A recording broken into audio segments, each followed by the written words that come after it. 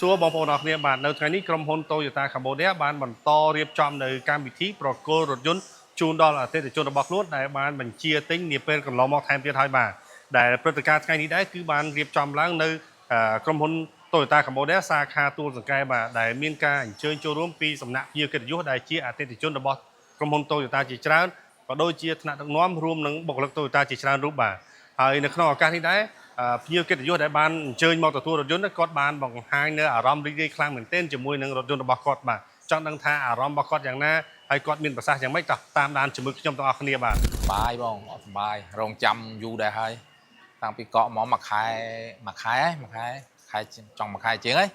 កក់មកតាមពិតថាអត់បានខែហ្នឹងហ្មងកក់ខែ9នោះទេប៉ុន្តែឥឡូវបានខែហ្នឹងអសុបាយអាហ្នឹងវាសមនឹងគ្រូសារបស់ខ្ញុំមានតែ4នាក់សមរុំមកទៅខេត្តស្រួលឆ្លាញ់តូតាព្រោះដឹងថាវាធន់ជាងគេតូតាព្រោះខ្ញុំប្រើមុនក៏តូតាដែរចាហ្នឹងហើយបងមានចិត្តសប្បាយរីករាយនឹងក្រុមហ៊ុន Toyota ដែលខ្ញុំឆ្លាញ់នឹងពេញចិត្តដែលឡានម៉ាក Toyota Wigo ទូចនេះព្រោះស័ក្តិសមនឹងការធ្វើដំណើរងាយស្រួលនឹងដឹកជូនកូនទៅរៀននៅក្នុងតាមផ្លូវតូចងាយស្រួលបត់បែនលក្ខណៈពិសេសរបស់រថយន្តមានស៊ីសាំងតិចមានម៉ាស៊ីនតូចងាយស្រួលធ្វើដំណើរនៅក្នុងក្រុងថ្ងៃនេះមានអារម្មណ៍ថារំភើបរីករាយព្រោះក្នុងចិត្តការទិញកក់បងប្រុសប្រាប់ថានៅខែ10បានទទួលបានរថយន្តប៉ុន្តែបាននៅមុនការកំណត់មូលហេតុដែលខ្ញុំជឿជាក់ក្រុមហ៊ុន Toyota នៅក្នុងការធ្វើដំណើរដោយសារតែមានមិត្តភ័ក្តិមានអ្នករាប់អាននិងស្គាល់គ្នាគេបានប្រើប្រាស់ជាច្រើនប៉ុន្តែគេប្រាប់ថា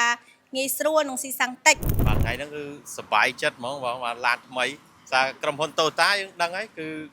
គុណភាពល្អអញ្ចឹងបានសម្រេចចិត្តយក Toyota សារសមាជិកគ្រួសារច្រើនអញ្ចឹងវា7កៅអីវាដាក់បានគ្នាច្រើនអញ្ចឹងក៏សម្រេចចិត្តយកអា7កៅអីនេះដែរដោយសារគុណភាពវាល្អគុណភាពទាំងម៉ាស៊ីនទាំងជើងក្រោមវាល្អអញ្ចឹងក៏សម្រេចចិត្តយក Toyota បងមានអារម្មណ៍រំភើបសប្បាយចិត្តបងបានហើយ